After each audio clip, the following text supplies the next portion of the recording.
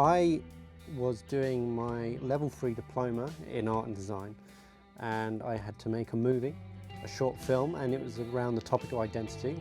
And from the use of En8's amazing equipment and production skills and editing skills, we were able to create something. And what we created was a film, a short film, which I then presented for my coursework, which went down very well. And then we decided to publish the film and send it out to a few festivals. Our first one was the Alternate Film Festival in Toronto, where we won Best Cinematography, thanks to Mr. Jordan Farrell. And then from there, we went to the Working Class Film Festival in Sheffield, where we all had a nice road trip, nice weekend getaway from the world, where we saw the sights of Sheffield, met some of the local people, local talent, other people presenting their films. Yeah, and then we had a great little showcase of it, nice commentary, good reviews, great time, good stuff. Next question.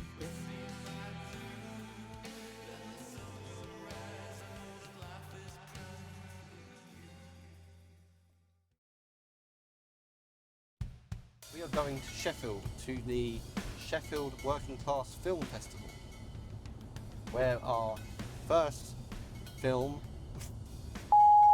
We're going to our first film festival that we've ever been to before. Well, that I've ever been to before. How exciting! I know, how exciting it is.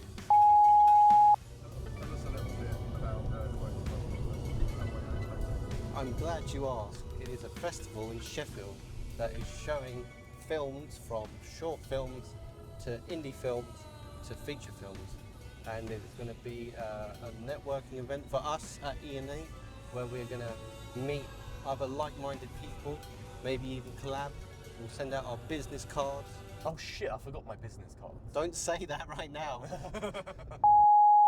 Dig, our micro short, is going to the festival. We were elected, and it is about a man grappling with his privilege, his views and culture, and we have the privilege to show it to the world now. It's about being Irish, isn't it? It is. Yeah. Well done. I picked up on that. And there's a shovel. That's why they dig. Yeah, that's it. That's why it's called dig. Exactly. Because you're digging for the truth. That's why you were digging that hole. Yeah. It all Oh, makes reason. sense now. Yeah. Yeah. It's like, you know when they say the name of the film in the film? Rosebud. It's Oh, a no, bit like a clever Slate. way of doing that, because you're not actually saying the name of the film. Yeah. You're demonstrating the name of the film, so the audience can go, "Oh shit, dig! Ah, he's digging." Exactly. That's genius. Yeah. Yeah. You know. Amazing. Oh, I'm really excited. I'm hoping that this will be an opportunity to network with some distributors, so we could get this and a couple of our other things on streaming sites, or just somewhere that people can watch, because lots of people who are fans of En8 have gone up to me and been like, "Oh yeah, I'm really enjoying, seeing clips of stuff you've done that we've done as promo, but where can I actually watch the bloody thing?" And that question is always met by silence from me, because there is no way they can actually watch it. So yeah, my personal goal here will be to try and find some distributors. Hopefully there are some out there. It's an exciting opportunity. We're going to learn stuff. We're going to meet new people. We're going to speak to loads of interesting people. Maybe even collaborate. That would be, one of the best things. We have got 99 miles left to go. I would drive 99 miles, and I would drive 99 and more, just to be the man who goes to Sheffield for their cinematography awards.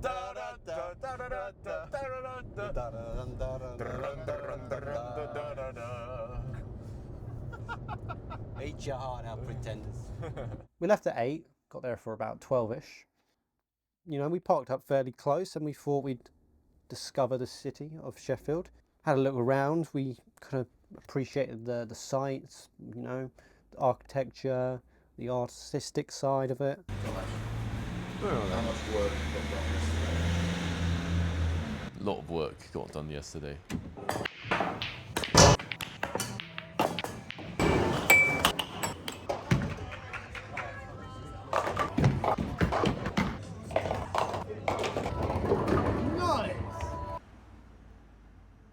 So I'm addicted to my children's game on. Don't look. You gotta drag the you gotta drag the fruits, and then they go into the correct bit. And then when you get two of the same, it makes a bigger fruit. And then you've got to try. It's a bit like Tetris. You look like you're really good at matching. Thanks. It said in the advert, it said this game will increase my IQ. Yeah, I'm yet to see the results. We didn't really have too much else other than doing that until the evening where we had like a meet and greet with all the other filmmakers, actors and directors until about 8 o'clock. How did it go at the networking event last night, Les? Went to the cinema and we went to the round table event where we met all the lovely people. It was interesting to talk to Yeah. them. Some of them had good ideas for scripts. Yeah. And a lot of them were like, oh, I'm just, I'm one part of a team.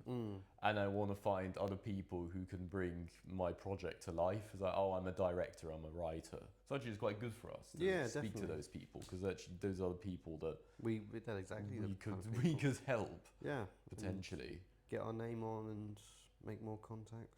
Yeah, it was actually quite nice. It was nice to talk with different individuals. There was some script writers, producers, directors. It was nice to get a flair for like some other regions and like the creative communities here in Sheffield, really, which was. I was surprised at how buzzy the creative stuff was. We had an industry professional come round 2 tables where we were at. I was quite excited for that conversation. So I asked them, what advice do you have for someone, doing music and sound? And they were like, I don't really know about that area. And then, so, okay. I actually never spoke to her. You didn't? No, I didn't get time. She didn't come around the table. I had to come to her. Oh, I think you good. should have been more proactive. Oh, right, that's my fault. Yeah. Sorry, I was mingling with someone. Like, you were busy networking. I was with the BFI. You guys handed out more business cards than me. Yeah. I only handed out 1. I was like Gambit. I was just played the cards. But How many business cards did you bring to this? how many did I bring? Yeah. I brought my fair share.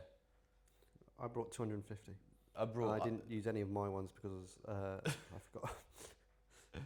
Yeah, we both forgot our business cards. No, technically mine were locked in the car, so that's my fault. Yeah, are you happy now? Exposed. You've exposed us. Like question time.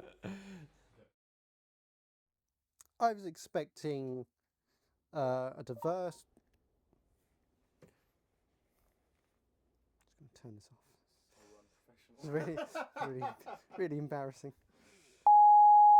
I was expecting a diverse group of filmmakers, creatives, talents, crew members from which we could all learn and maybe even trade skills and work in the future. That was the most exciting part, was to be able to create these connections and widen our joint love of film to, maybe make something else in the future, really. I think that was my main excitement. I think similarly, I did not say that right. Let me say that again. I think similarly, am I saying that word right? Yes, similar. Relatively similar. Jordan. Can't. Relatively similarly. It doesn't sound right, the word to me, sorry. However, my band of brothers. So overall, I think it was a great experience for learning. Do you want to run us through sleeping arrangements of the night? Well, someone originally said that there were, what was it, two free rooms, was it originally? It was advertised as a 3-bedroom B&B.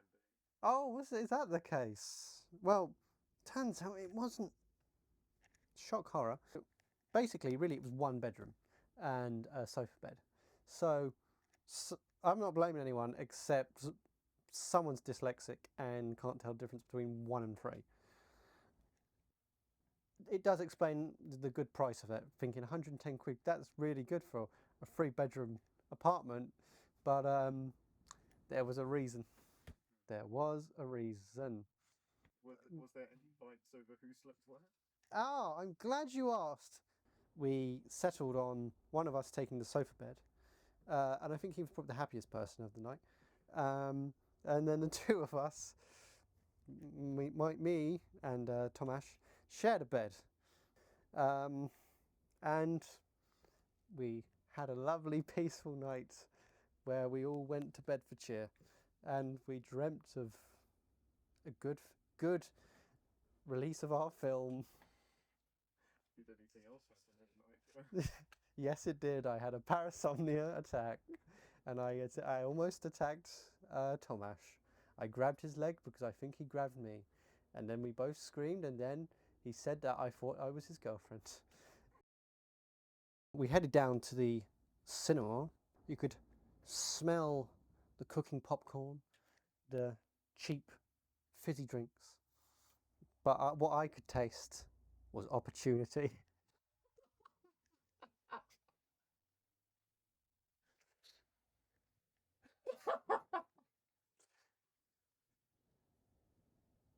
How do people do this with a straight face?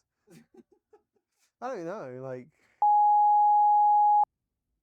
I wasn't, well, technically it worked, which was good. The sound worked, that was great.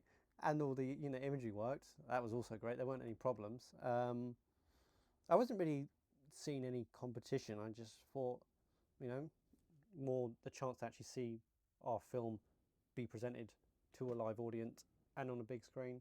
That was really where my mind was at, to be honest. I think my first problem was seeing my face and hearing my voice.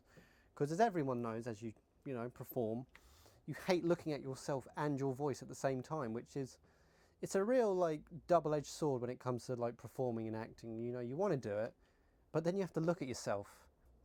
But no, it was quite good to actually see it on the screen itself, looking up at yourself. Quite nice to just have your work appreciated by others. But yeah, overall it was actually quite a good experience.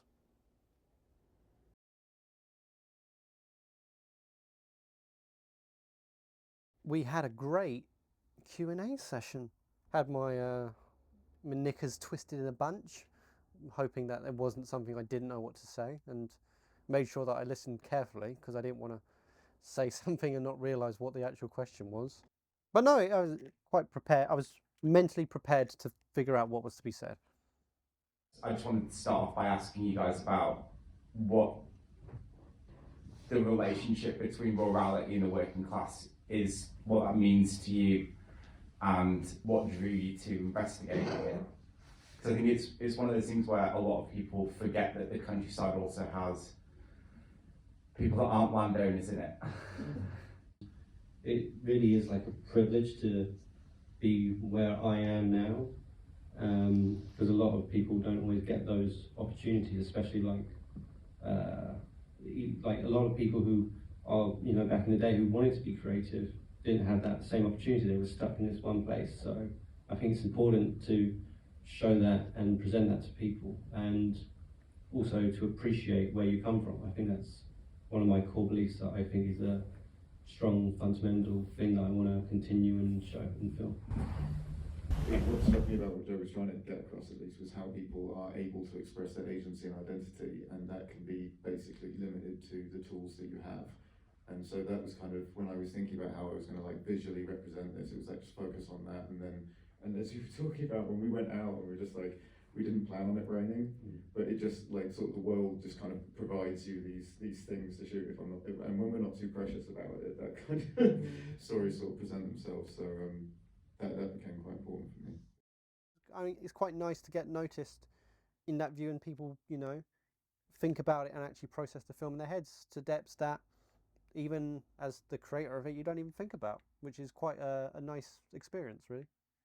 I think I did it okay. I think the questions were, there was no like oddball question that threw me off. Most of them were quite of the same theme of culture, heritage, and the future of making, really. So it wasn't actually as bad as I thought it was going to be. I feel even Jordan and Tomasz, where they weren't, in that creative process as I was, were asked similar questions, but also gave some very good answers towards those questions as well. So I did the sound on Joe's film Dig, and the biggest influence for me working on that was questioning heritage and where that comes from. And without being overly personal, I'm half Polish and half Liverpudlian, and I live in Essex. So I'm too Polish for Essex. I'm too southern for Liverpool. And so there's this, where does my heritage actually lie? So I've had to look into history and try and find some sense of universal humanity. And that's led me on this road of looking into maybe more what could be considered as pagan traditions, psychedelia and all those bits. So within the soundtrack itself, I've included these shamanic rhythms, and the way they've been produced is, pretty grassroots, recording a stick, bang, layering that, and making some nice polyrhythms out of it. And to really narrow it down to Irish heritage, I've been using traditional Irish instruments. You've got these Usalian pipes that make this, quite a good. It's a bit of a racket when you pile them all together, but it's a beautiful racket, and I'm very proud of it. And as for the compositional style, rather than having quite a fixed and planned approach, you have a lot of improvisation and layering without really planning things too deeply and just letting things sit on top of each other without formatting them in a rigid way. And that's my influences. It was interesting to try and, from this perspective, say something about a subject that's very, very big, and we kind of all, we're all plastic, in that we all come from, from peoples that were pretty badly abused, and we've been fortunate enough to be maybe not born in the most privileged of situations, but certainly more privileged than they were, and that does leave you with a kind of, as Thomas sort of mentioned earlier, you're in this position where you can't connect to either society in that way, but to even say that feels like you're kind of taking on a pain that doesn't belong to you. So, but what we can do is we can make a little slice of what that is like, and then people can judge us either side of it, really. There's a little time capsule of that. To be honest, realistically, no, I wasn't really concerned, to be honest. There weren't any forehand concern about anything, because what we were talking about wasn't particularly an offensive topic. There wasn't really anything I felt was wrong that was talked about. I think we all answered in a safe and honest environment. And then our film was played, which was nice to see on the big screen. We did a Q&A. I made an awful blunder. No, you made an honest remark. I made an honest remark and an awful blunder at the same time. He was asked a question about AI. I don't remember the exact question, but we at En8 are not particular fans of using it, and there are some audience members who use AI. We've hit a point at the moment where we need to be quite protective over this practice, because I think we're fighting a little bit of a battle against AI at the moment. But personally, I think it dehumanizes the whole filmmaking approach, and it's hard to compete. We have a bit of we don't use any AI to make what we're doing. And we do this out of principle because it feels wrong. But then I was quickly reminded that there were people in the audience who make AI films that they didn't want to offend. Just to keep things polite, we do have some people that work with AI in the room. Just to say, who will be happy to explain to you at some point the labour involved in it. But like, obviously, it's an open debate at this point. Well, I love the use of AI. So I didn't retract my statement, but I kept quiet for the rest of the Q&A. To be honest, I don't think what he said was too offensive at all. He's not fond of it, and you know, neither am I to that degree. Felt a bit awkwardish in that moment, but to be honest, even as we were talking to the other panel guests, they also agreed and like don't use AI in their work. So I wouldn't say awkward. I'd say it's more. I don't know. I wouldn't even say it's like not even like a taboo, really. I mean, it's something that we all talk about, and it's something that we're all concerned about. So I think it has to be talked about, whether you agree or disagree. But as long as we respect each other's opinions and maybe learn something from it and regard them rather than disregarding it, I think it's completely fine to have either an agreeing opinion or disagreeing opinion on that. Now we're on the road. We're going back home after a very lovely time at Working Class Film Festival. Yeah, a lovely in time. Sheffield. Very nice people. I loved Sheffield. I thought it was an absolute powerhouse of creative stuff going on everywhere. There seems to be quite a lot of opportunity there, and like theatres, cinemas. There was a lot going for it. I really liked it. I think I'd be quite happy living there. Great like art spaces, theatres, movie theatres, you know, even like the architecture I thought was lovely as well. Yeah, it's massive, it's all spaced out. I'm going to ask the viewer a question. How much dog shit do you think I saw on the floor in Sheffield? I'll give you 5 seconds to think about it. 1, 2, 3, 4, 5. We saw one bit of dog shit on the floor that hadn't been cleaned up. That is absolute madness. Like, if you live in London, have a look at the floor, it's fucking everywhere. Love Sheffield. I love Sheffield. I feel like the film festival didn't have much going for composers, to be honest. Yeah. I didn't hear much about music at all being talked about. It was mainly directing and writing. But it was fun, and it's the first festival these guys have ever done, so you know, fair play to them. It was really good. The creation was good, I think. I mean, it should hopefully keep growing as well. None of the films were shit. Like they all had something about them that was interesting. You know, some were better for me than others. There was a film that really stood out to me. I think it was the best one in the festival.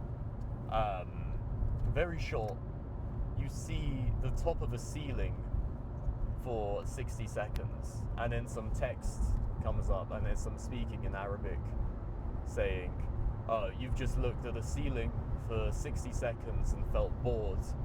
You know, this is how this lady feels who's been paralyzed in Gaza. This is what she sees all the time. So in the space of about 2 minutes, you go on this emotional journey from, yeah, I was bored looking at that ceiling. Now, that's quite a funny observation.